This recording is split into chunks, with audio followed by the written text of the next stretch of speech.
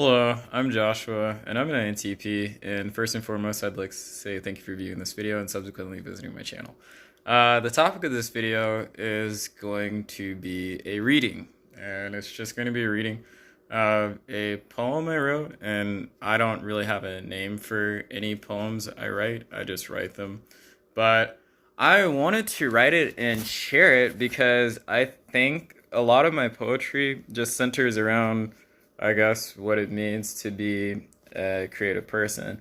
Now, it does say things about being a man and everything like that, so I mean, like, it's not necessarily um, supposed to be sex specific. It's just that I'm a rhyming kind of poet, and so if you hear the poem, it'll make sense why man is there. It is more there for technical reasons than, and like if you're trying to rhyme in a certain scheme, it's more there for technical reasons than it is for, I guess, qualitative reasons. So I didn't put it there because I wanted it there from a aesthetic standpoint. I'll put it like that.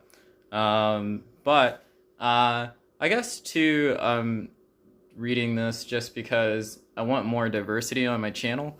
Just not just because I always want to try something new. I don't want things to stay the same. I mean, that may annoy people because some people may think, what the hell, man, I came for the 16 types. Other people may think, where's the philosophy? And other people may think, what about the science? And I think, yeah, I'll get back to that stuff. But, like, I'm always trying to do something different. Maybe I'll get back to some of those things, but I'm always trying to do something different. So I'm bored, and so I just thought I'd read this. Okay? So here it is. Poem number 1. Though this isn't the first one I've written, and it's probably one of 1,000, but first one I'm reading on my channel. So poem 1, that's probably what I'm going to call this video. I am a monster, I am a man, something not easy to understand, nothing simple, nothing sweet, nothing as detailed as the edges of my cheeks. Different today, different tomorrow, I am different next week. I'm never shallow, but perhaps too deep. Not so deep that I will fall, but so deep that I always weep. I am a man, something frightful to meet, vain, very vain, something drawn to beauty, in everything except himself, for his palate is too refined to indulge in such excess. Perhaps things are better than God's. Yeah. Oh, excuse me. Sorry. Perhaps there are things better than God's. Yeah, and so that's like a bunch of play on stuff, and I'm not going to explain the poem or anything like that. I mean, I can leave it in text in the description of the video, but I write stuff like that all the time. It really does nothing. It just sits around. I don't have any use for it. I don't even know why I do it. It's utterly useless, I'll be frank. But whenever I get extremely emotional, or whenever it's the case that I'm bored and depressed, that's usually what comes out. Next to, like, maybe a song or something like that, but that's it. So yeah, that was short, and I don't know. So, I don't know, man, like,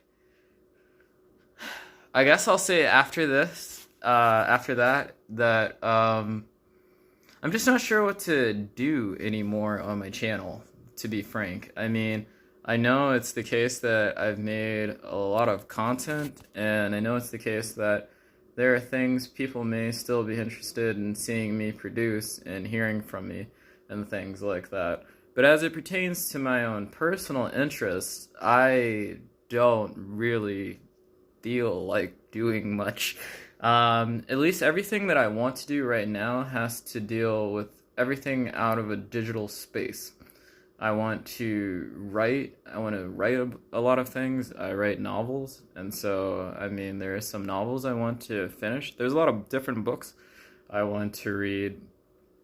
I want to solve a very difficult and challenging math problem, one that is easy to state but not easy to prove. And so that's basically something I want to do. And I'm always trying to improve as a musician, and so I'm studying music theory a lot more seriously than I did maybe in the past. And so there are a lot of things that I want to do that have nothing to do with me being on YouTube. Everything to do with me being creative, but nothing to do with me being on YouTube. Because, I mean, almost everything I do, it's nothing to really share. Even though I read that poem and everything like that, it's not like, if I like made an ebook of poems or something like that, then I guess it's like that's to share or something like that, I suppose. I guess the way I think about it is this, like, poems are not interesting to most people. The only people who care about poems are poets. And so maybe if somebody's a poet or they like poetry, which usually only poets or writers or other kinds of folks like poetry, chances are poems are not things to put on like YouTube or to, whatever, because they're not something that's really. I mean, I know I'm not here to appeal to a general audience. Like, almost everything I talk about can be understood from some general broad standpoint. Even if that general broad standpoint is highly technical, it can be understood from that standpoint. And I know I'm not the only one interested in it. So if I'm talking about depression or something like that, I know I'm not the only person in the world with depression. I know I'm not the only person in the world who's creative. I know I'm not the only person who's in the world who are all these things, highly intelligent or whatever. I'm not the only person. So it's the case that it's relevant. And it's also relevant to a broader academic like standpoint. There are literal academic disciplines that have sectioned off these various I suppose interest into various endeavors of intellectual pursuit. And so, I mean, I can always case things in terms of psychology or philosophy or something like that. But when it comes to the things I'm trying to do, because they're not exactly standard and they're not exactly things that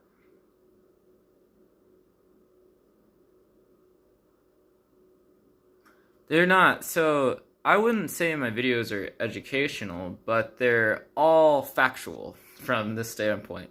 You can test it and you can reason about it and everything like that. Whenever the things I'm doing, there's no way to test them or something like that. It's just like, does it fit your taste? That's basically all that it is. And I don't want to be a does it fit your taste kind of YouTube channel, and I also don't want to. I mean, everything is like that to a certain extent, but at the very least, I can beat people over the head with the truth and then feel satisfied with that. But whenever I'm doing these things,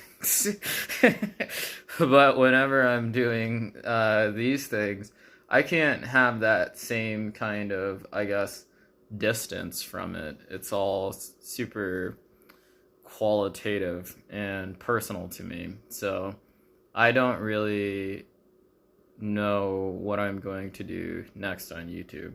I mean, I will make more videos about various things. Just things are not probably novel things are not going to come for a little while. I'm still sorting out what that's going to be, but I made this video because I thought, why not just throw it up and see what happens? And so that's why this is here. And I guess it's also an update on my channel. I may go on a hiatus. I may not, but I can tell you this, like, even if I don't go on a hiatus, things aren't going to just be pouring out, because almost everything I'm dealing with right now in my life is in a evolutionary phase. So it's still, or in a growth phase. It's still growing. It's still developing. My new ideas are still developing. So many things are still developing. When I came onto YouTube, it was the case that I had read all of the psychology and philosophy and things like that and studied all this stuff, but I never really talked with people about it and things like that. I mean, I wrote a lot of papers too, just papers that are sitting on my Google Drive. Because I don't know, like, I just honestly spontaneously did these things. Like, yes, I was in college and everything like that, and I'm still in college, but I mean, just to say, like, I was all just randomly self-instigated, so I just did all this random crap, and so it was the case that I had a lot of content, per se. And from my own personal life, it's the case that I went through enough, I guess, existential trauma to really want to think about things and figure certain things out. And so, I mean, I was on that path to, I guess, like, understand various aspects of psychology and philosophy since I was probably 7 years old. So it was the case that I had much to say, and many things that were fermented and all other sorts of things. Like, it's not like that right now with me, because I basically became disinterested with those things once I realized certain realities about them. And also, too, I guess because my videos are chronological, meaning my content stretches for, I think, a 4 year span. That may seem like a short amount of time to most people, but trust me, whatever I thought 3 years ago, that's not what I think now. Or whatever I thought 2 years, hell, whatever I thought last year is not what I think right now for a lot of things.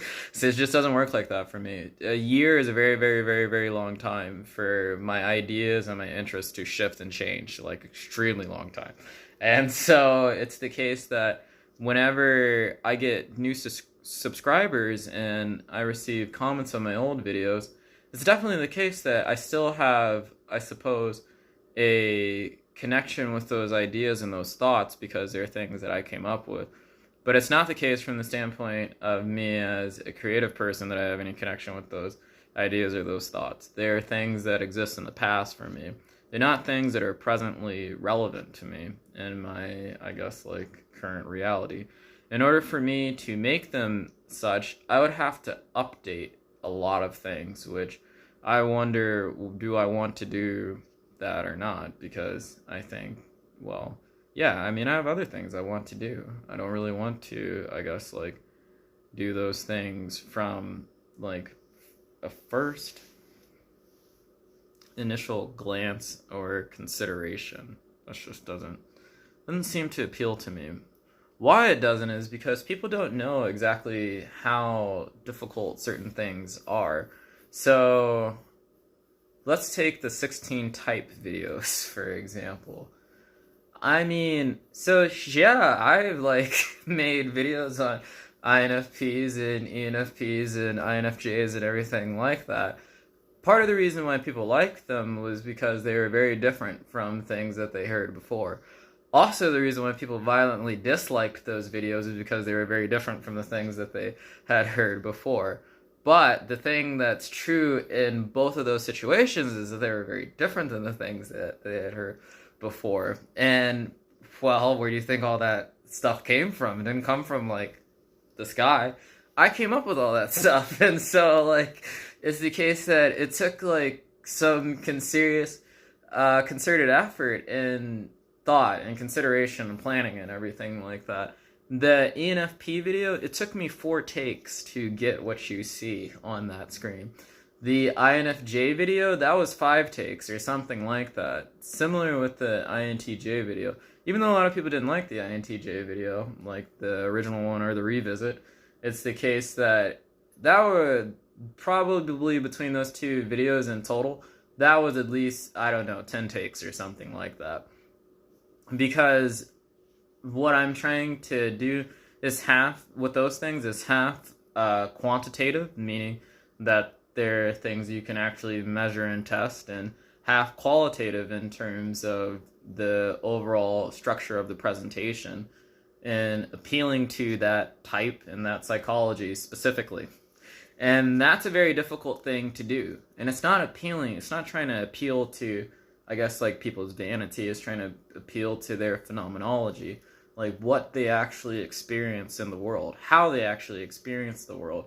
I try to color the presentation in that way. It is analytic, and it is very much so my thinking, but it's not my crayon box or something like that. Whenever I made the INFP video, I thought, I'm going to try and use TI to paint the world in a way an INFP would paint their understanding of the world. I'm just going to do it with TI.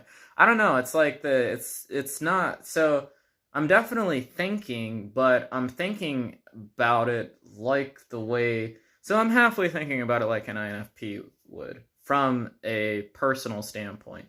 Then I'm thinking about it from the way an INTP would, I guess, like objectively about an INFP. But part of the reason why the presentations are what they are in terms of their literary or articulation in their literary quip or their articulation is because I'm talking about that particular type. And it's only because I'm talking about that particular type that I talk or I say certain phrases or words or something like that. I don't do that. I'm not going to do that with some other type because that would just fall deaf. And so there's no point, you know? That's why if you watch all of the 16 type videos on all the different types, they're very different. So they have similar, I guess, structures to them. There are similar categories I use to classify all the types, but the videos in and of themselves are very different in terms of what I try.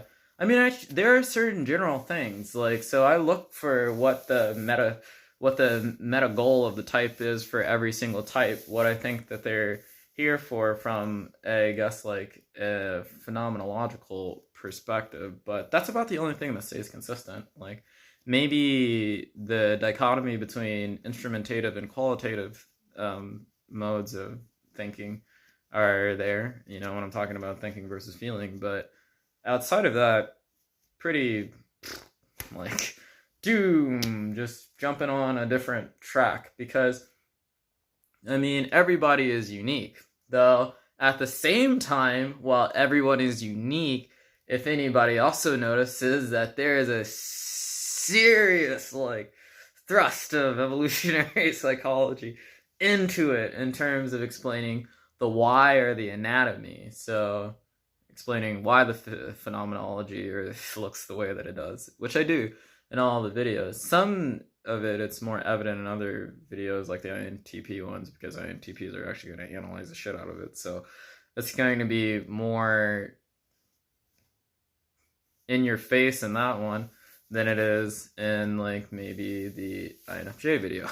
But it's the case that it's all there, and that's the only things that are the same about any of those videos.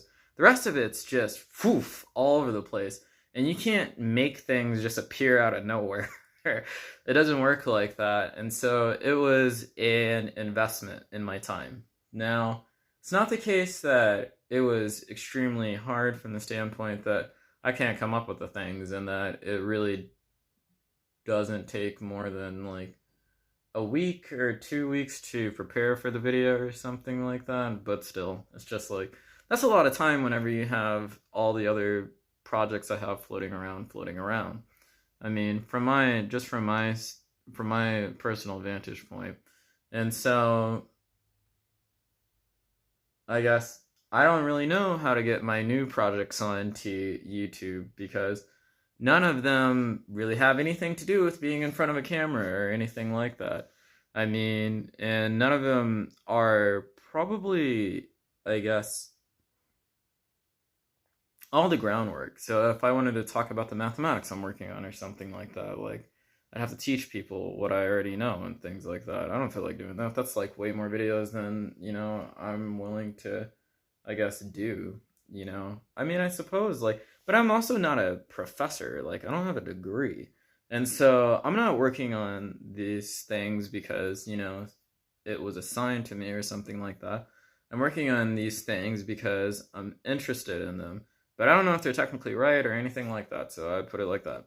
So I'm trying to come up with new things, you know, it's like that's what I'm doing, and so, you know, I don't want to lead you astray. I just put it like that. But for me as a creative person, I always have to fire the gun. I just have to and see what happens.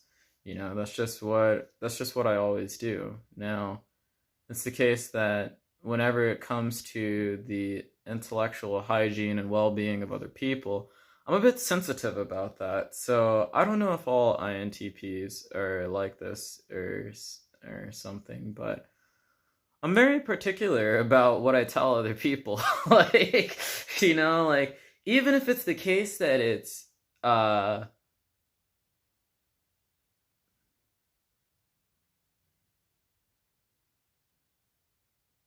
sketchy. I mean, like, at least I want you to know that it's sketchy. Like, I'm just not going to do that. When it comes to me doing these new things, because they're a pay grade up, I suppose, from the things I've done in the past as it pertains to mathematics, I mean, I'm not really competent enough to know whether what I'm telling you or what I'm showing you and things like that.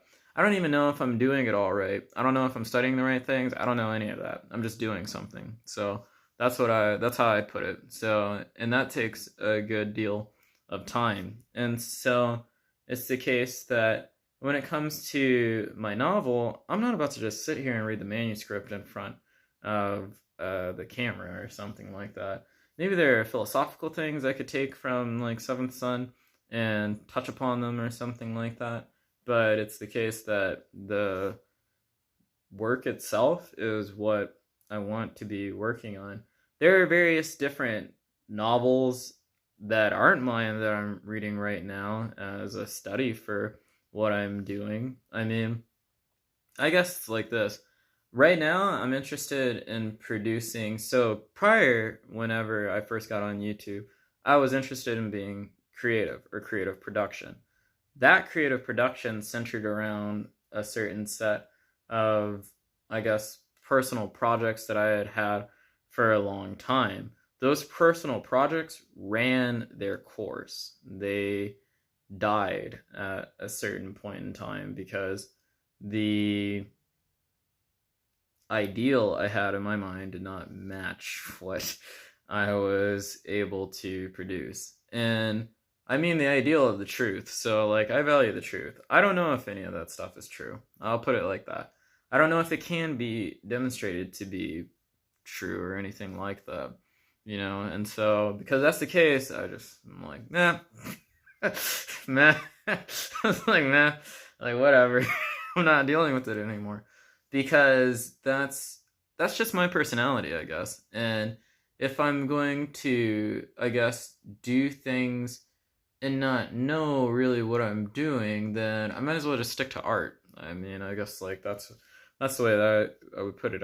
I might as well stick to art and to the things that I know, rather than dealing with a bunch of other things that I don't know really anything about. I mean, not to say that I haven't read a lot of psychology or neuroscience and things like that, but I'm not a psychologist and I'm not a neuroscientist. I'm not an evolutionary biologist or anything like that. And I'm not saying any of those facts or anything like that was wrong. It's just that what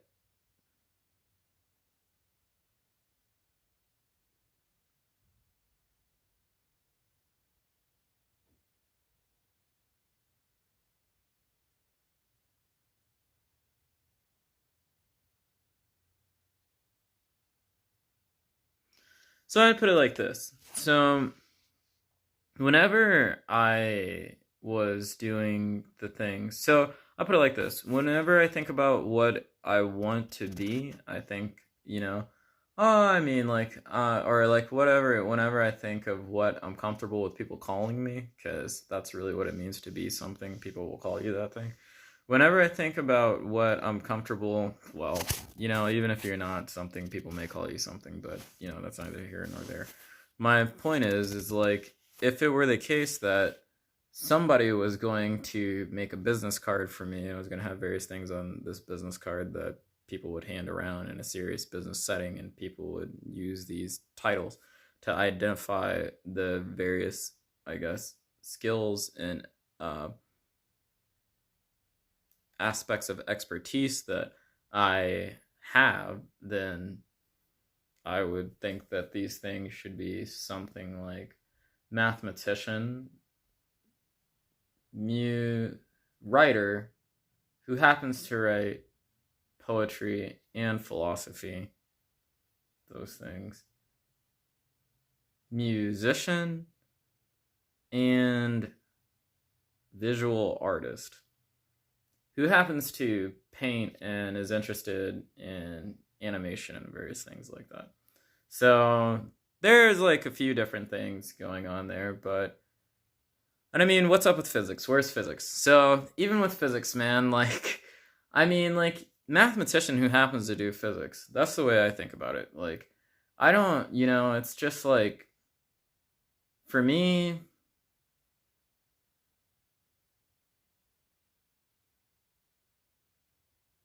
I don't want to be a psychologist. Like, I don't want to be a neuroscientist. Like, I don't want to be any of those things. Those things are very distant from what I am now as a kind of creature. But it wasn't the case that those things, whenever I was a kid, I was a psychologist. And maybe in some ways I'm still a psychologist, maybe when I'm writing and things like that. But I was interested in human psychology for a multitude of reasons, and that's basically where all of that information came from. I had a reason to come up with all the things that I did. And at the same time, I happened to be, enamored with MBTI and various things. Shortly fell out of love with it, though, like, and explain why I did. And so I guess, like,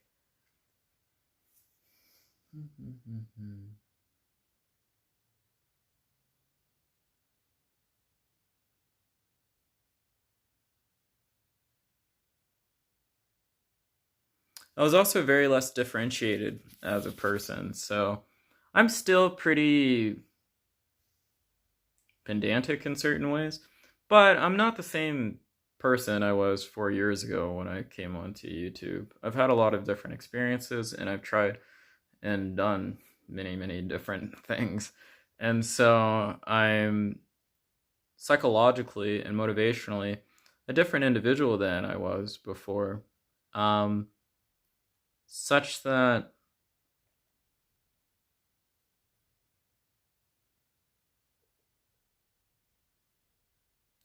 being a YouTube vlogger in the past capacity or orient that I was before is less appealing. It's much, much less appealing because my current emotional, psychological, and motivational state is asking me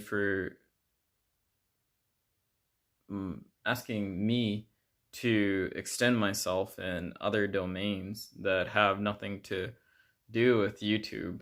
I mean, I don't want to be a YouTube celebrity or something like that, or have a very large following of people. I don't have Twitter, I don't have Tumblr, I don't have Facebook, I don't have any social media, I don't have anything like that.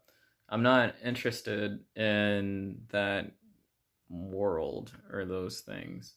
I'm really interested in philosophy. I'm very interested in poetry, very interested in mathematics, and I'm very interested in visual arts. But as far as, and I mean, I'm interested in everything, like from a general standpoint. I'm a very curious person, and it's definitely the case that I have many, many, many more books on neuroscience and psychology to read and things like that, just because I have to finish something that I started a long time ago, other questions that I'm interested in that don't have something to do necessarily with topology, but have everything to do with what it means to be human. Am I ever going to come to an ultimate answer with that thing? But that has intersection with philosophy. But I don't think I can do the real philosophical due diligence without checking with this psychology and neuroscience stuff first. And so there is a philosophical text that's coming from me. It's going to emerge at some point in time, but now is not the time for that thing, I guess, like in terms of everything else that I'm trying to do. Because I guess let's talk about what it means to be a creative person. So, this is just going to be a random video. So let's talk about what it means to be a creative person from, I guess, a technical standpoint. What are your tools per se? Maybe not, like what it means to be a creative person from a pragmatic standpoint, or, a standpoint where you're actually acting out a set of ethics or something like that.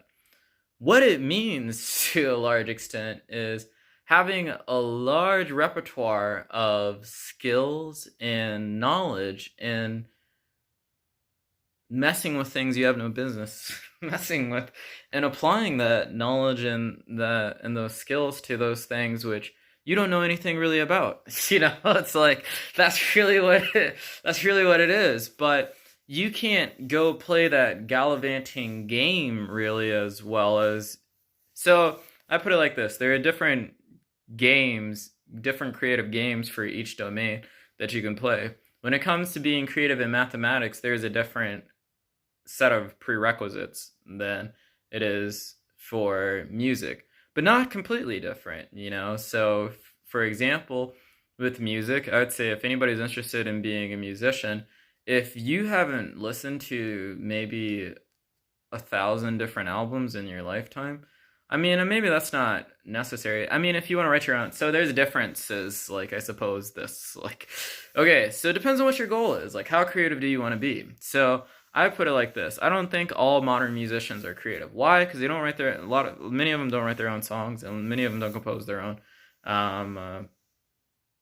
They don't produce their own music, so they're not the producer, and they're not the ones that they're not the ones that write the song, or ad lib them or something like that. Somebody else has come up with those things. And so that's, to me, and I'm not saying like that it doesn't take talent of another kind to be able to sing or to be able to interpret things and so on and so forth. I'm just saying that my goal is to be someone who can write and produce their own music. And so if you're in the same kind of boat, then if you haven't listened to 1,000 different albums in your lifetime and have heard over like 100,000 some odd songs or something like that, chances are you're not going to make original music.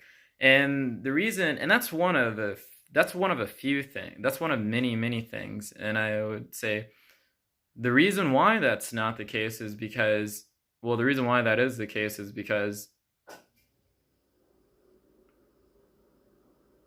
So let's talk about what it means to be creative in general, or what a creative thing is in general. Most people consider something creative if it's novel and it's also useful, um, or it's novel and it's likable or tasteful, something like that. If you're talking about aesthetic things, so. What makes something tasteful and likable is different for different folks and everything like that. What some people consider useful is different and what some people don't consider useful is dependent on goals, and which is going to change from person to person. But it's the case that, take for example, calculus. Calculus allowed us to do. Calculus what led to the invention of modern science, and so calculus was something very novel, but it was also something very, very, very useful. And so it's the case that because Newton did something like that, we consider him a creative genius. Or we consider the act of calculus, whether you're talking about Leibniz's calculus or Newton's calculus, which are very different things, we tend to think of those things as very creative acts or productions.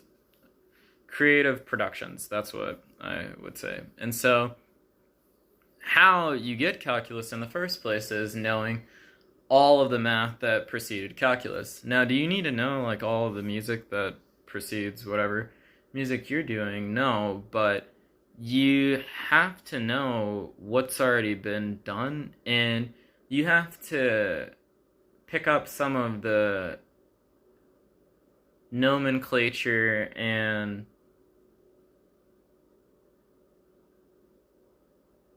convention of whatever it is you're looking at in order for people to actually understand that that's what you're doing or what you're producing or something like that. So if, for example, in mathematics you want to work in, I suppose, algebra, then you better, if you're talking about an Albanian group, you better be talking about an Albanian group and not mean something different than this person over here. And maybe you want to do something different with Albanian groups, like maybe you want to give it a new definition and something like that. But to convince these other people that your new definition is worth something, then you need to reference the old definition and lead us through a certain series of arguments to show why this indeed is what should be thought of an Albanian group. And so it's just like, no matter what game you're playing in terms of what you're trying to be creative at, it just requires you to have some kind of grasp on the past, some sort of knowledge base, and rough expertise on the things that have come before you. And so that's not cheap in the sense that it costs time, blood, sweat, and tears, to be cliche, but it is the case that it's expensive to be creative from that standpoint. I mean, not every so depending on how creative you want to be and what you want to be creative in, and so on and so forth. That's what determines the cost. Okay, so I mean that is what it is, and so with these things that I'm doing now, I haven't paid all of the costs in every way that I could, but when it came to what I was doing before, I paid all the costs and more. I had a lot more to do and everything like that because I wasn't necessarily trying to deal with MBTI when I stumbled upon MBTI. I was trying to deal with the problem of what does it mean to be human, which was very complicated. And then I found MBTI and I thought, oh wow, this is really cool because it might help me with this. And then I had another set of lens from studying all of the things that I had studied. The more I learned about MBTI, the more it became to me. And so then I decided, oh, I'll reinvent it. And then I learned more about it. And then I thought, oh, I can't do that. It's like, that's what happened, I guess. And so I was trying to be something like a philosopher slash psychologist or a neuroscientist. I'm not really sure, man. Like, I don't know what you would call it. It's part of the reason why I started paying attention to Jordan B. Peterson at a certain age, because a lot of the things that Jordan B. Peterson was talking about and things like that were things that I had read in some part, and he had more information about, I guess, like people and things to read that related to the philosophers and the psychologists and things that I talked about. And so it was kind of a perfect storm, all of these things came together such that I could make novel descriptions of types and recast like MBTI in a different light than what it had been prior to, I guess, like my intention of doing things like this. But I mean, like with these other things, like, so one, I don't like monetize my videos. I don't want to. I don't have a Patreon. I don't want to either because I don't want to be a YouTube person. So I don't want to be a YouTube vlogger. If somebody were to ask me what is it that I want to have that's left behind from me in terms of what I choose to work on and produce, it's not a bunch of videos on YouTube. I mean, I don't have any issue with like making YouTube videos and things like that. And can somebody do something ingenious and seminal on YouTube? Yes, certainly they can. When it comes to, I suppose, the affairs of YouTube in terms of what it means to be a vlogger or something like that, because this is its own little game. I mean, there are Google Analytics and algorithms and things like that. I mean, just like a whole bunch of shit that I don't like really care about. I'll be frank. And so it's the case that when I think about being on YouTube, because like on YouTube, you're not gonna put novel math out on YouTube. I mean, that's just not where you do it. And it's not the case. Also, too, I mean, like maybe you can, like maybe I would at some point in time, but there's probably not the audience for it there. Maybe if it were, I'd think about it. I'd have to think about it a lot, man. Like, I'd really have to think about it because I just think in terms of what YouTube is as a platform, it's not exactly the highest degree of intellectual pursuit and endeavor. So, I mean, like, certainly MIT, like, in Cambridge and things like that. I mean, you have, like, World Science Festival and all sorts of things on YouTube. I'm not saying that it's not there. It's just that all of those things, except for when you're talking about OpenCourseWare, are made for a general audience. It's made for a lay audience.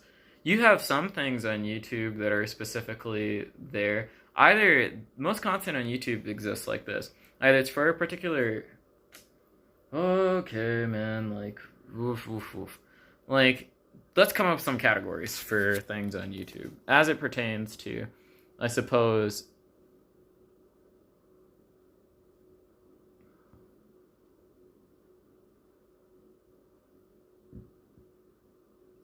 No, I'm just gonna call it content, because you'd have to separate the content on YouTube into two categories: entertainment and information. And so I'm obviously in the information category because maybe some people find me entertaining. I don't know if that's true or not, but I'm not trying to be entertaining. I'll put it like that. So, like, but information, I fit in the information section. So when you're looking at the information section, you have various things. You have how-to videos. You have what's the difference between a how-to and an instructional? An instructional, so they both serve educational purposes, but how-to is about a particular goal.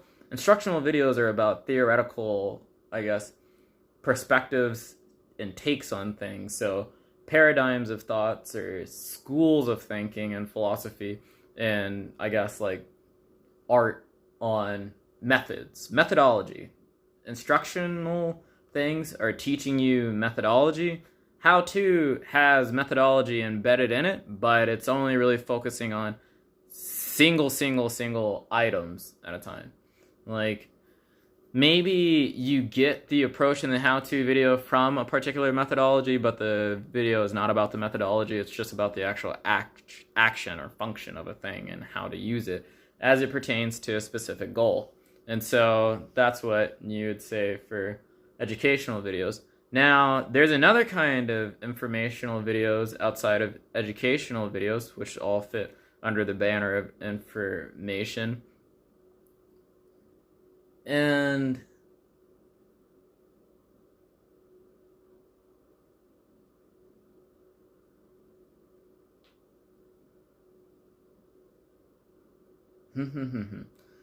so let's just call this category novelty, and there's a lot of things that are going to fit into novelty, because, I mean, you know, like, people are a lot of different things, and so categorizing this, but the novelty educational category is where I think I fit with a lot of other people.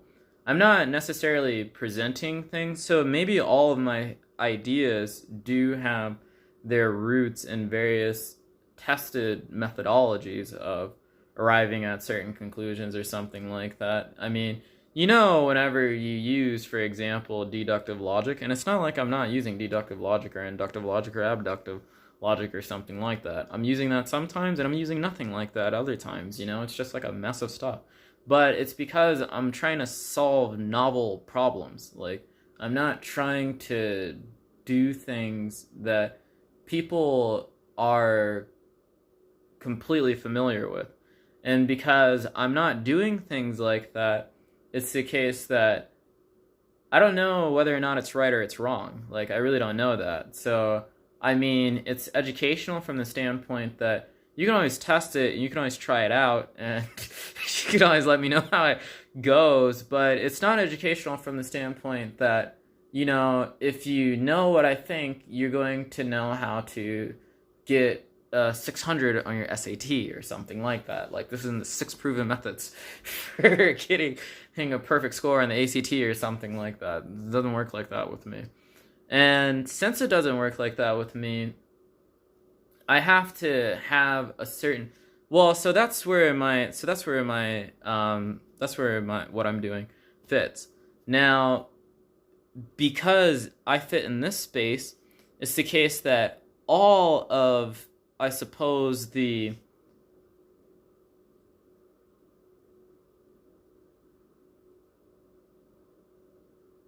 skills and techniques it takes to fit in this space are very vast, and none of them are very lucrative. So I'll put it like that. So, like, it's the case that I still have to, I suppose, make a living for myself to some extent. I'm not broke or anything like that. I'm not saying that, but I mean from the standpoint of this, like, it's not going to be my job to be on YouTube. That's just not my job.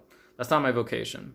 Maybe I'll make YouTube videos and things like that, but I'm not like, that's not what I do, man. That's just not what I do. At least like that's not all that I do, you know. And it's a small portion, I guess, of what I do. But it's a case that the things I currently want to do make it such that that that portion seems like a impediment, you know, in certain ways, because it's the case that whether or not I want my videos to be popular or consumed by a wider audience or something like that, people still are looking for things, and so people look for stuff and they find me somehow. I don't know how. Like, I don't tell them how to find me. Like, you'll never see an ad about my videos or something like that on YouTube. I don't know how the fuck people find me. I don't actually make myself very easy to find, you know?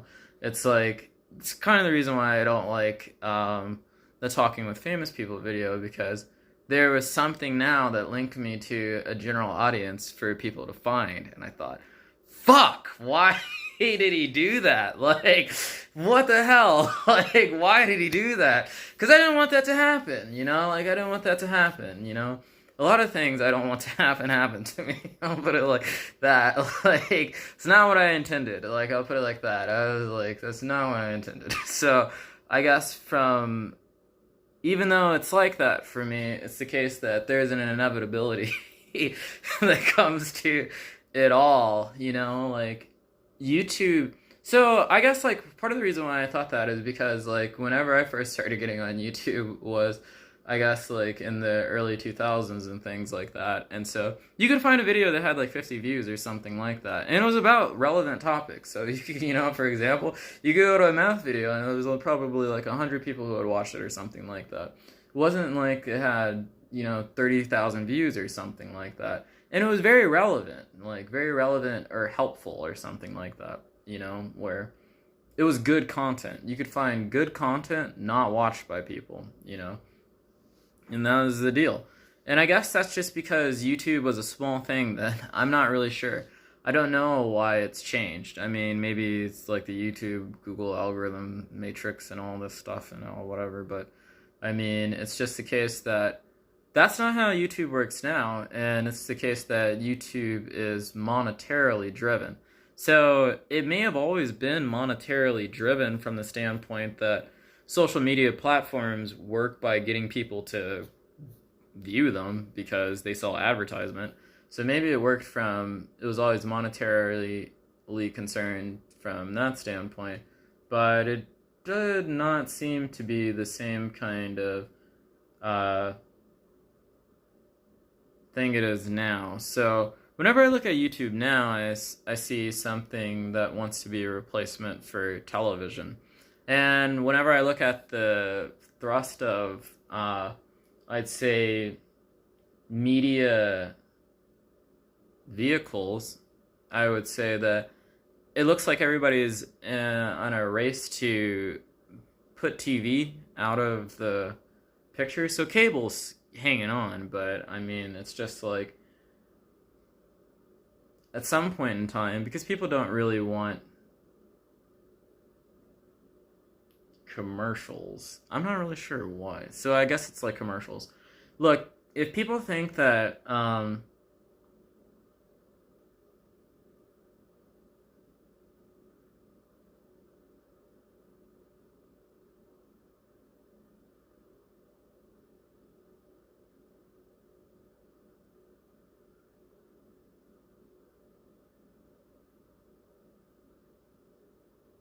put it like this. So you can ask, if would Coca-Cola rather like stick their label around Wrigley Stadium, or would they rather have it the case that everybody at Wrigley Stadium was directly their customer or was directly looking at Coke online or something like that, like directly interacting with Coke, rather than like they're on a second-hand account or something like that being interested in Coke? Because if somebody's in the other category where they're directly interacting with Coke, or they're I guess customer or something like that, there's a higher likelihood that they're going to sell them. This is from a psychological standpoint. And so I'm not really sure why these motions are happening. I'm just trying to explain why I think that they're happening. but I'd say this. So, for example, with Disney would much more prefer for you to just go and see their movies and for you to watch their movies than they would prefer to put, I guess, like, pay for ad space on, like, ABC or something like that. But they don't do that because they own the damn place. So ESPN and everything like that. And so that's one way you can, like, do it. You can just buy out your competitors or something like that. That's how you can, like, directly do it. Another way you can do it indirectly is by making an alternative. And making an alternative is much better than the thing that already exists. So it may be why Disney Plus is doing what they're doing, because TV may not exist like in the public broadcasting, or public broadcasting may change. So, like, I mean, people are trying. So, like, Showtime, for example, or in HBO and all those different platforms and syndicates have their own original series and things like that. And I don't know. So it's just my intuition that TV is disappearing, like in the way that I think about television from the standpoint whenever I was a child. We're not going to have TV like that again in terms of broadcasting. So I don't know if the technology is necessarily going to change, but the way in which people consume media is going to change drastically over time. That's what it looks like to me.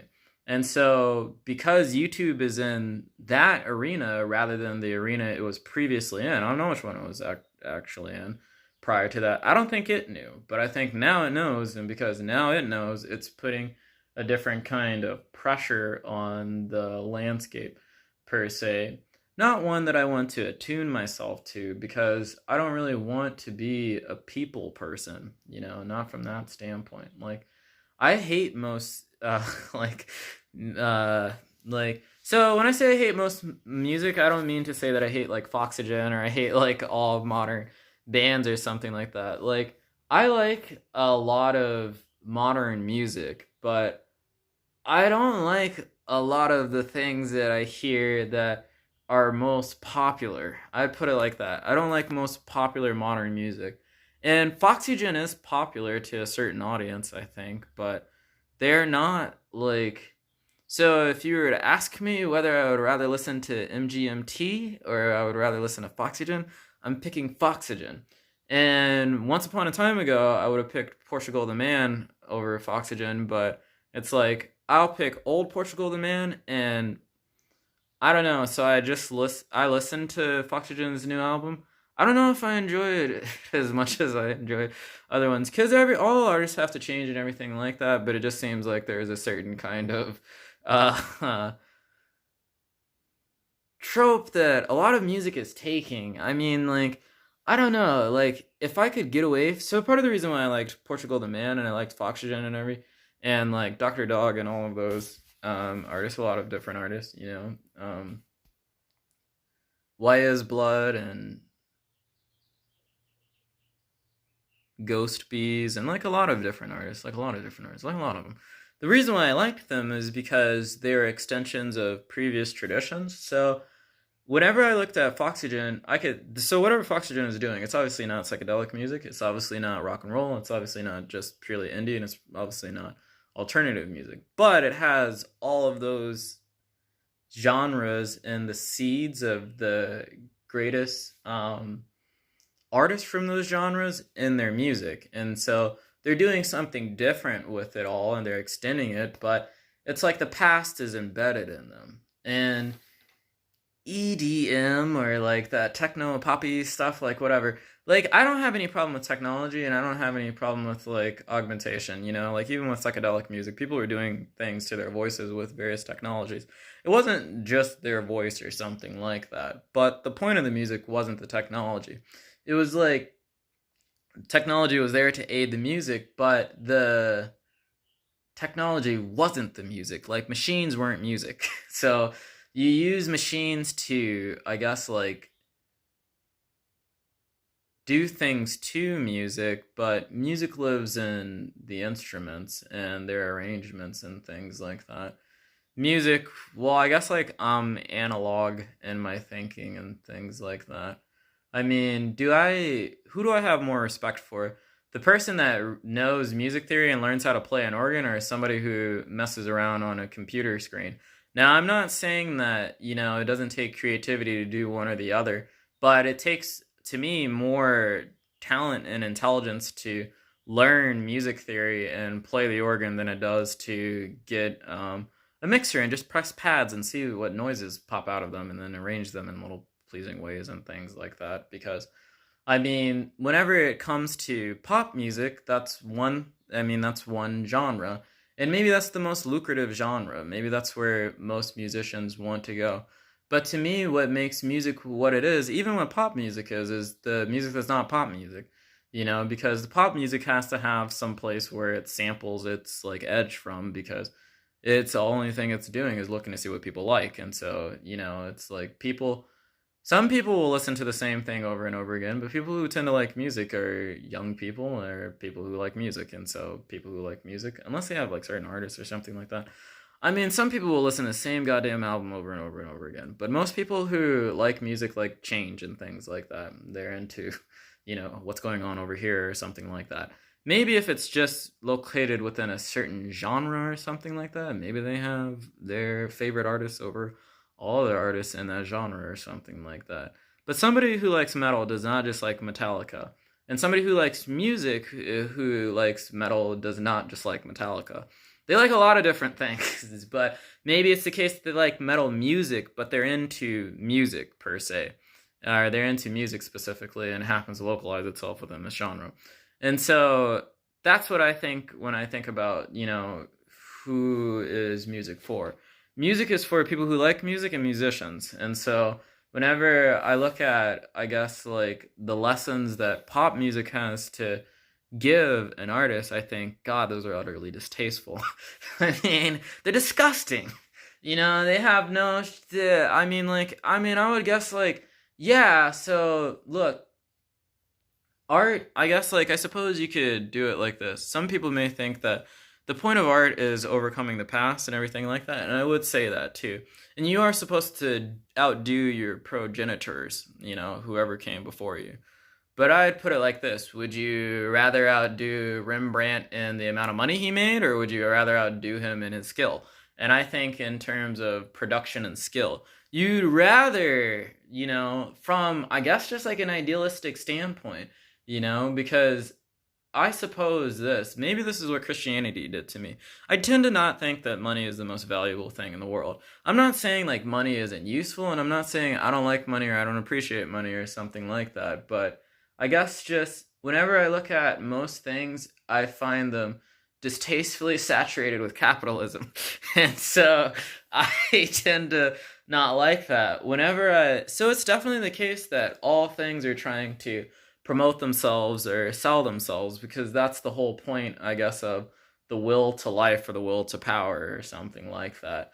But it's the case that that's not the only thing that's not the only will in the world, and that's not the only meaningful thing about, I guess, existing in the world or having some domain or doing some pursuit or embarking upon some pursuit or something like that. And so I don't know, that's just my own personal, which is why I don't talk about this stuff in videos, because it's just my own thinking on things from a non-general standpoint, extremely highly subjective. I can't say that this is the truth or anything like that.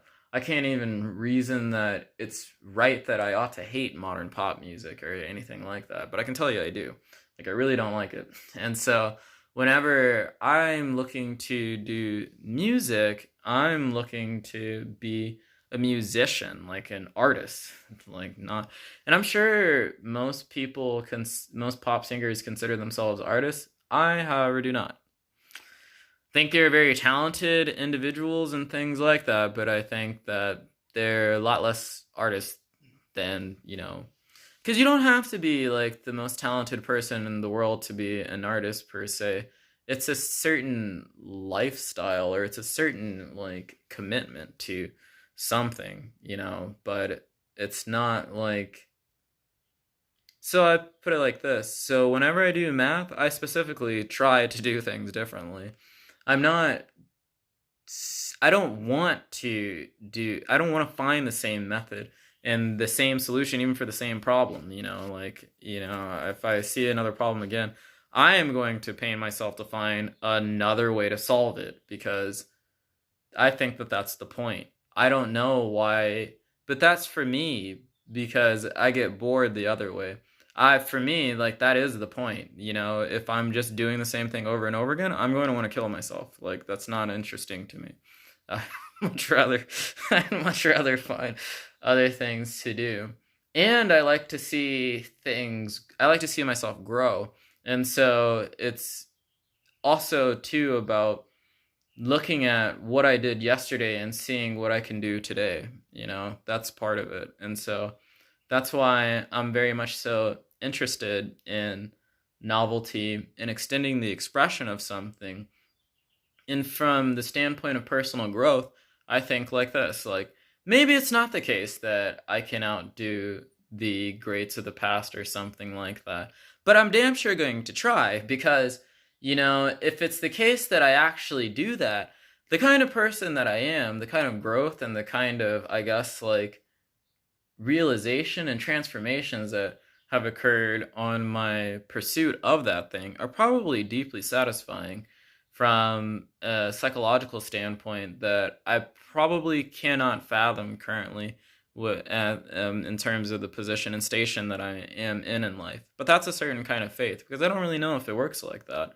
But I know that from my life, anytime that I've set out to, I guess, be true to what I think it means to be an artist, I've always been satisfied with the outcome, even if they were positive or negative. And so I guess when it comes to what I'm doing on YouTube, I don't know if I can satisfy myself with YouTube, I suppose is the way that I would put it, because in a certain vein, I want something to top. And I don't see anything I really want to top on YouTube. Like, I mean, like, it's not super inspiring or something like that. I put it like that. And if it's the case, too, that, I mean, the only game I'm playing is with myself, then it's just like, it's like, that's not fun. Like, I mean, like, that's not fun. And also,